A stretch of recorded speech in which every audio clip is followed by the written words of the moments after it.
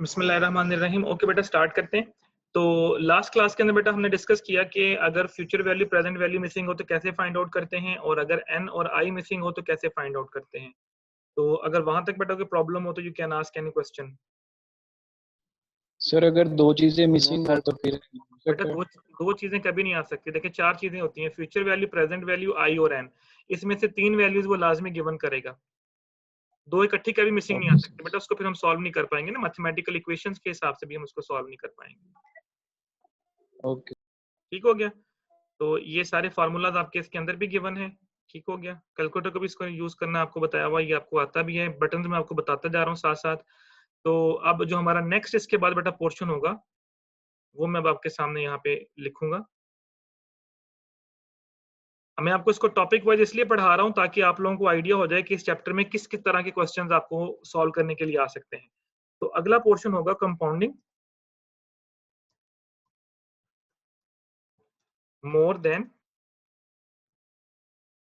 Once in a year.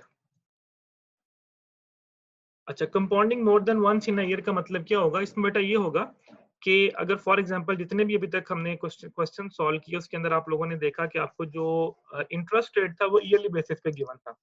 2 years का, 3 years का, 5 years का, 10 इयर्स का। वो आपसे ये भी कह सकता है कि calculate the future value by using compound interest rate of 10%, but compounded semi annually, quarterly, monthly, daily, weekly. वो इस किस्म की वर्डिंग भी यूज करेगा। जब वो इस किस्म की वर्डिंग बेटा यूज करेगा तो फिर आपके फॉर्मूले में थोड़ी सी चेंज आएगी। और वो चेंज क्या होगी? अभी हमने फॉर्मूला पढ़ा था, future value is equal to present value into 1 plus i, और इसकी पावर बेटा थी n। ये हमने फार्मूला पढ़ा फ्यूचर वैल्यू का। अच्छा, अब वो अगर वो कहेगा जी कि आपने कंपाउंडेड करना है क्वार्टरली, मंथली, डेली, वीकली, तो फॉर्मूले में एक बड़ी सिंपल सी चेंज आएगी कि बेटा वो चेंज क्या होगी कि जो आई है, जो इंटरेस्ट रेट है, इसको आपने डिवाइड कर देना है m के साथ, और ये जो n है इसको आपने मल्टीप्लाई कर देना है m के साथ। अब ये मैंने बीच में एक वर्ड यूज किया m। No the question is that कि what does mean by this m। अब ये बेटा उस वक्त यूज करेंगे जब वो वर्ड यूज करेगा compounded semi annually, quarterly, monthly, daily और वीकली का वर्ड यूज करेगा। एक सेकंड बेटा होल्ड कीजिएगा।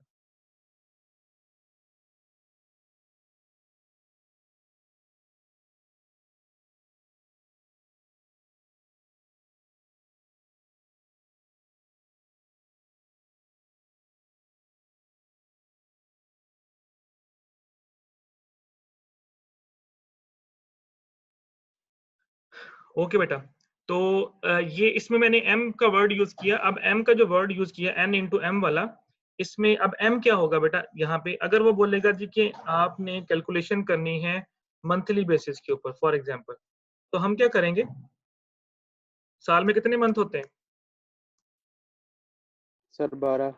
तो आपने जो इंटरेस्ट रेट क्वेश्चन में गिवन होगा उसको 12 से डिवाइड कर देना है, और क्वेश्चन में जो नंबर ऑफ ईयर्स गिवन होंगे उसको आपने 12 से मल्टीप्लाई कर देना है। तो आपके पास नया आई और नया एन आ जाएगा।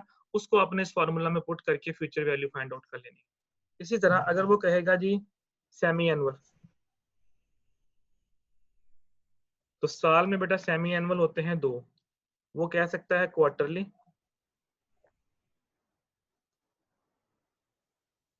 तो साल में बेटा क्वार्टर होते हैं 4। वो कह सकता है m equal to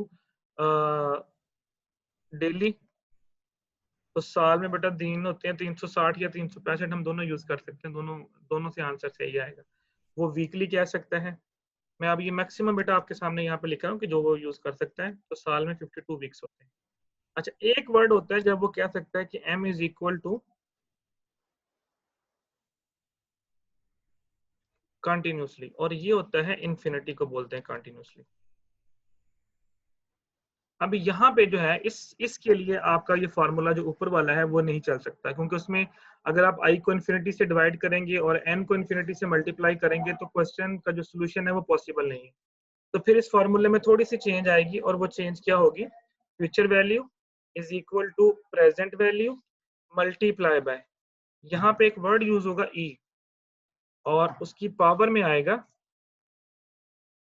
i multiply by n, यानी e की पावर में आपने लिखना है i मल्टीप्लाई बाय n। अब ये फार्मूला जो मैंने यहाँ पे नीचे लिखा है, ये फॉर्मूला उस वक्त आपने यूज करना है जब वो आपसे बोलेगा कि फ्यूचर वैल्यू निकालो अगर आपके पास कंटिन्यूसली बेसिस के ऊपर वैल्यू है, और ये क्वेश्चन के अंदर वो मेंशन करेगा।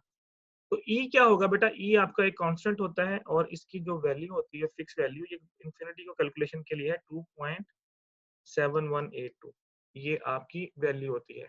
अगर आप अपने कैलकुलेटर के ऊपर देखें तो लॉग का बटन बना होगा एल एन, एक एल ओ जी लॉग होगा, एक एल एन का लॉग होगा। देखें जरा, एल एन वाला जो लॉग है उसकी इंटरनल साइड पे देखें ई की पावर एक्स लिखा हुआ आ रहा होगा,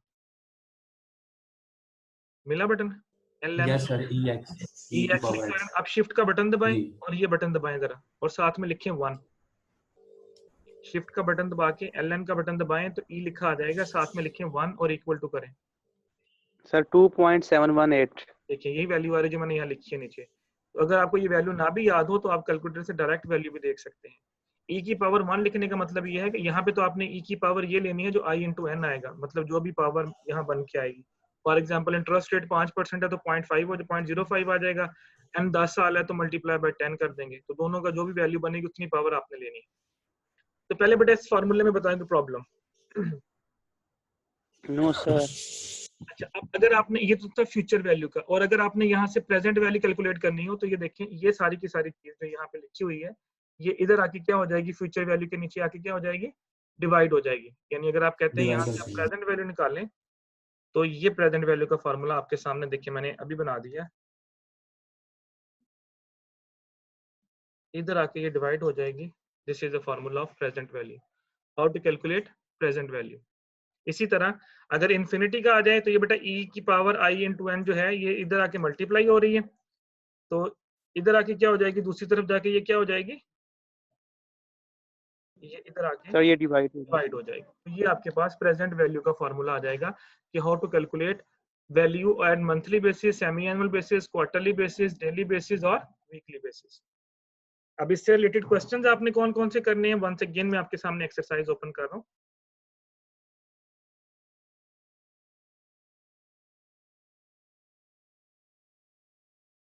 ओके हम चलते हैं बेटा क्वेश्चन नंबर 1 के ऊपर वापस आ रहा हूँ। जो हमने पहला क्वेश्चन था जिसके 5-6 पार्ट से, उस क्वेश्चन के अंदर अगर आप देखें क्वेश्चन नंबर 1 के आगे,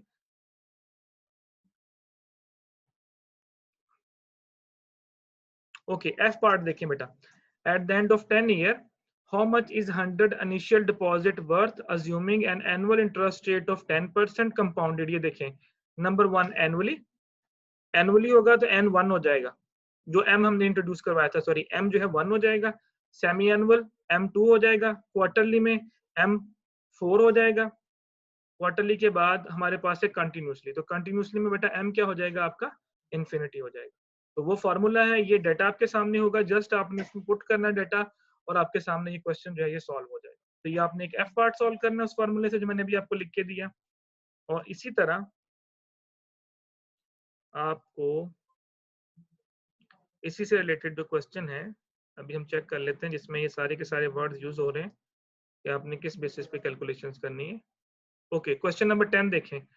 Suppose you were to receive 1000 at the end of 10 year if your opportunity rate is 10%, what is present value निकालनी है compounded।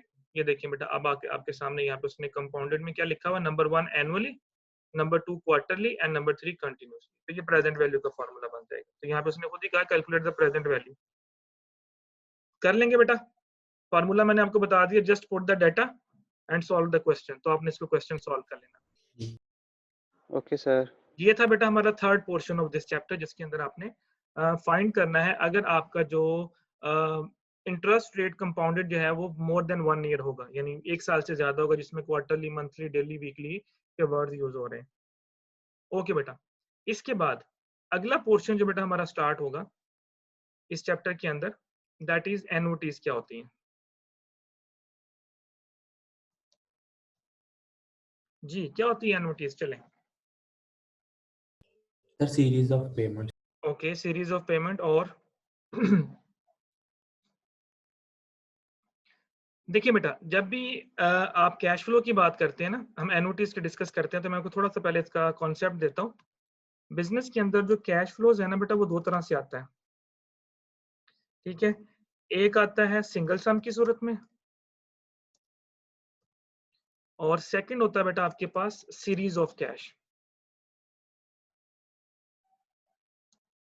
ठीक हो गया। सिंगल सम क्या हुआ, जिस तरह हमने अभी पढ़ा कि 1000 रुपया 10 साल के बाद इसकी क्या वैल्यू होगी, 10,000 रुपया इसके 20 साल बाद क्या वैल्यू होगी। ये सारे के सारे जितने भी अभी तक हमने क्वेश्चंस किए वो सारे के सारे बेटा आपके सिंगल सम के थे। सिंगल सम का मतलब होता है कि यकमुश्त आपने एक चीज रिसीव कर ली, यकमुश्त आपने पेमेंट कर ली। आपने किसी को 20,000 रुपया देना था, आपने यकमुश्त उसको 20,000 पे कर दिया। सीरीज ऑफ कैश क्या होती है? सीरीज ऑफ कैश बेटा कि आपने किसी को 20,000 या 1 लाख रुपया देना है, तो आप कहते हो यार मैं यकमुश्त नहीं दूंगा, मैं आपको इंस्टॉलमेंट्स के अंदर पैसा दूंगा। तो जब आप किसी को इंस्टॉलमेंट्स के अंदर पैसा देंगे तो that is called series of cash.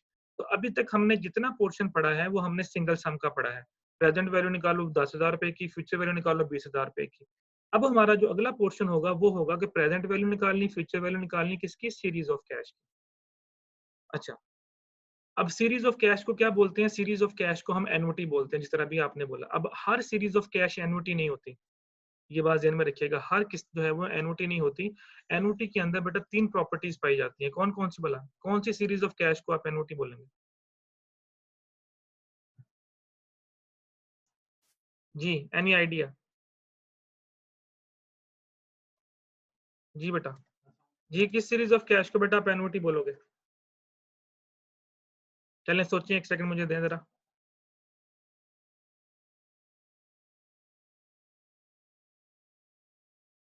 Sir जो फिक्स्ड होगी, फिक्स एन्युटी।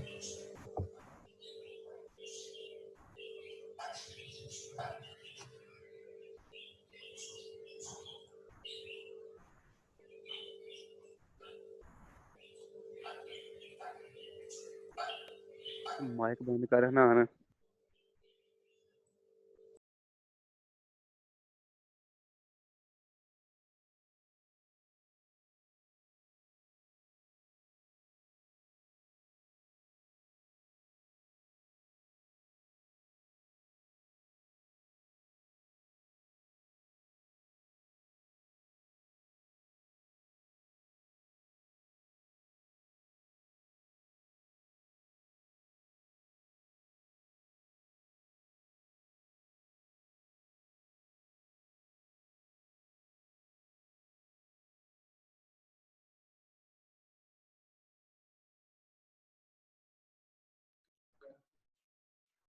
जी बेटा, तो एग्जांपल लेते हैं। फॉर एग्जांपल आपने किसी बैंक से 1 लाख रुपए उधार पे लिया और आपने उसको 5 इयर्स के लिए उधार पे लिया। अच्छा, अब आपने इसकी किस्तें करनी है, ठीक है। अब आप कहते हैं जी कि हम इसकी 5 किस्तें कर लेते हैं। पहली किस्त हम पे करेंगे 20,000, दूसरी किस्त भी हम पे करेंगे 20,000, तीसरी किस्त भी 20,000, चौथी किस्त भी बेटा 20,000 और 5वीं किस्त भी 20,000। अच्छा, अब ये भी हमारी इंस्टॉलमेंट्स हैं। तो एन्युटी के अंदर बेटा 3 प्रॉपर्टीज पाई जाती हैं। तो ऐसी कैश सीरीज जिसमें ये 3 प्रॉपर्टीज पाई जाएंगी, that cash series is called annuity. तो हर कैश सीरीज जो है वो एन्युटी नहीं होती, ये बात ध्यान में रखिएगा। अच्छा, अब वो 3 प्रॉपर्टीज क्या हैं? फर्स्ट प्रॉपर्टी कि जो इंस्टॉलमेंट अमाउंट होगी बेटा वो हर साल सेम होनी चाहिए। अगर वो ईयर वाइज है तो ईयर वाइज सेम होनी चाहिए, अगर वो मंथ वाइज है तो मंथ वाइज सेम होनी चाहिए। यानी अगर ये 20,000 है तो 20,000 20,000 20,000 20,000 ही होना चाहिए। अगर फॉर एग्जांपल आपने पहले साल 20,000 पे कर दी, अगले साल आपने पे नहीं की, अगले साल आपने 40,000 पे कर दी, तो वो एन्युटी नहीं रहेगी। ये बात ध्यान में रखिएगा। तो एन्युटी की पहली प्रॉपर्टीज ये है कि through out the time period उसकी जो इंस्टॉलमेंट अमाउंट है that should be the same. First property. Second property बेटा, पहली इंस्टॉलमेंट और दूसरी इंस्टॉलमेंट के दरमियान time period should be the same. अगर साल साल का गैप है तो 1-1 साल का गैप होना चाहिए। अगर 1-1 महीने का गैप है तो 1-1 महीने का गैप होना चाहिए। अगर 2-2 महीने का गैप है तो 2-2 महीने का गैप होना चाहिए। मतलब फॉर एग्जांपल आप अगर एनुअल बेसिस पे लेते हैं तो हर किस्त का अगली किस्त के साथ 1 साल का फर्क होना चाहिए। ये दूसरी प्रॉपर्टी है। तीसरी प्रॉपर्टी ये है कि maximum time period should be given. यानी अनलिमिटेड टाइम के लिए किस्तें नहीं होनी चाहिए। टाइम पीरियड मेंशन होना चाहिए कि 5 साल के लिए है, 10 साल के लिए है, या 20 साल के लिए। तो ऐसी बेटा किस्तें जिसमें ये 3 क्वालिटीज पाई जाएंगी दैट इज कॉल्ड एन्युटी। इन तीनों प्रॉपर्टीज में से कोई भी एक प्रॉपर्टी मिस होगी तो हम उसको एन्युटी नहीं बोलेंगे, उसको इंस्टॉलमेंट जरूर बोलेंगे लेकिन हम उसको एन्युटी नहीं बोलेंगे। फॉर एग्जांपल अब देखें, ये 5 किस्तें हैं। फॉर एग्जांपल मैं यहाँ पे कर देता हूँ, ये देखो 0 और यहाँ मैंने कर दिया 40,000। अभी भी आपने 1 लाख ही पे किया है, चेक कर लें, टोटल 1 लाख ही बनेगा। लेकिन क्योंकि पहले ये देखिए आपकी जो इंस्टॉलमेंट की अमाउंट है वो सेम नहीं रही, इस वजह से ये एन्युटी नहीं होगी। या बीच में गैप ज्यादा आ गया तो भी एन्युटी नहीं होगी। तो अगर हम एन्युटी को डिफाइन करें तो हम इसको ऐसे डिफाइन करते हैं, a series of equal cash occurring after equal interval of time for a given time period.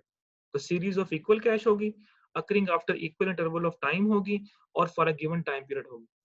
तो अगर ये तीन प्रॉपर्टीज पाई जाती हैं तो that is called annuity. Understand बेटा? समझ आई बेटा मैंने क्या? Yes sir. Yes sir. दो तरह की बेटा एन्युटीज होती हैं, एक को हम बोलते हैं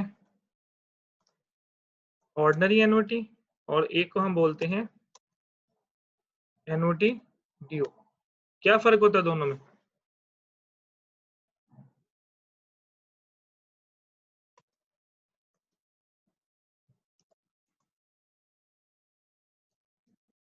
सिंपल बेटा टाइम पीरियड का फर्क होता है।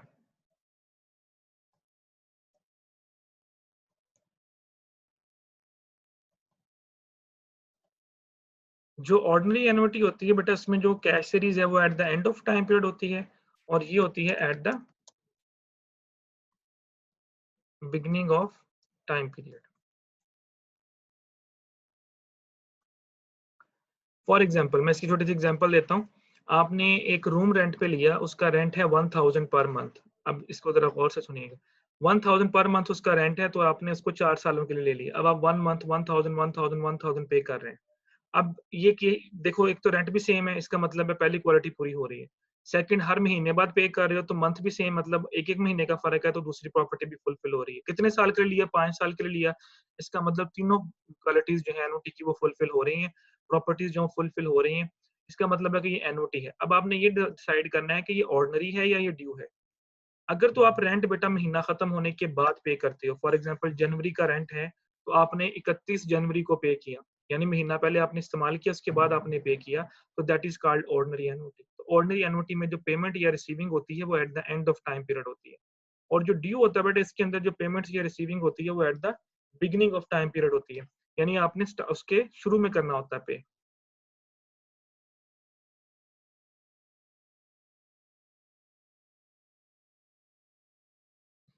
तो जो ड्यू होती है बेटा उसमें आप लोगों ने क्या करना होता है, eight the beginning of time period जो है उसको करना होता है। फॉर एग्जांपल वही एग्जांपल है कि जनवरी का ही रेंट है आपने, लेकिन आपने उसको 1 जनवरी को पे कर दिया। फेब का जो रेंट है उसने आपको 1 फेब को में आपने उसको पे कर दिया। तो वो जो फार्मूला हो जाएगा, वो जो एन्युटी बनेगी दैट इज कॉल्ड एन्युटी। दोनों ही एन्युटीज हैं, दोनों के अंदर प्रॉपर्टीज तीनों का पाया जाना जरूरी है। फर्क सिर्फ ये है कि ऑर्डिनरी एन्युटी के अंदर आप at the end of time period जाएंगे, और ड्यू के अंदर जो है वो आप at the beginning of time period जाएंगे। जी बेटा, यहाँ तक कोई problem? Anyone, any confusion? No sir. इनकी डेफिनेशन समझ आ गई? Yes sir. ओके, अब हम इस तरह करेंगे। फिलहाल आप जो लास्ट टाइम अभी तक मैंने ये बेटा इसकी पिक ले लो सीआर साहब, ये जो बंदे प्रेजेंट हैं इनकी ले लें आप। अभी आप ये करेंगे काम कि जो मैंने क्वेश्चंस आप लोगों को दिए हैं करने के लिए, नेक्स्ट क्लास के लिए आपने वो क्वेश्चंस करके आने सारे के सारे।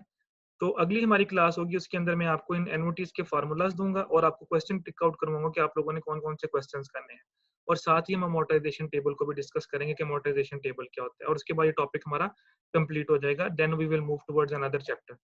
तो जो जो चैप्टर्स के क्वेश्चन होंगे जो मैं टिक करवाऊंगा, आप लोगों ने वही करने हैं, उसी पैटर्न के ऊपर आपको क्वेश्चन पेपर में आ सकते हैं। ठीक हो गया बेटा? इन क्वेश्चंस ओके को सर। कीजिएगा, कोई भी प्रॉब्लम आएगी तो you will discuss with me. Okay sir. एक दफा रिपीट कर दें क्वेश्चन कौन से हैं? अब बेटा मैंने साथ साथ बोलने हैं, अब उसको आप देख लीजिएगा, मुझे अब याद नहीं मैंने कौन कौन से बोलने हैं। अब मैंने टिक करवा रहा था साथ साथ, उसको देख लें। 1 था, 2 था, ओके चेक कर लें, उसमें मैंने लिखवाए हुए हैं अब सारे सारे साथ साथ। सर प्रॉब्लम नंबर 1 है और 2 है, उसके बाद 6 है और 11 है। ओके, 4 या 5 प्रॉब्लम बेटा हमने लिखवाई, ठीक किए। और इसके अलावा एनओटी के जो क्वेश्चंस होंगे वो मैं आपको फिर नेक्स्ट क्लास में जब उसके फार्मूलाज दूंगा, आपने करना ये है कि नेक्स्ट क्लास के अंदर आपने ऑर्डिनरी एनओटी का फ्यूचर वैल्यू प्रेजेंट वैल्यू वाला फार्मूला भी देख के आना है, और एनओटी ड्यू का भी प्रेजेंट वैल्यू फ्यूचर वैल्यू वाला फार्मूला देख के आना है। उसी के ऊपर फिर मैं आपको अमोर्टाइजेशन टेबल भी करवाऊंगा, और उसके बाद ये टॉपिक हमारा कंप्लीट हो जाएगा। Okay sir. ठीक हो गया? चलें बेटा, okay, yes. Thank you so much बेटा, अल्लाह हाफिज। अल्लाह हाफिज।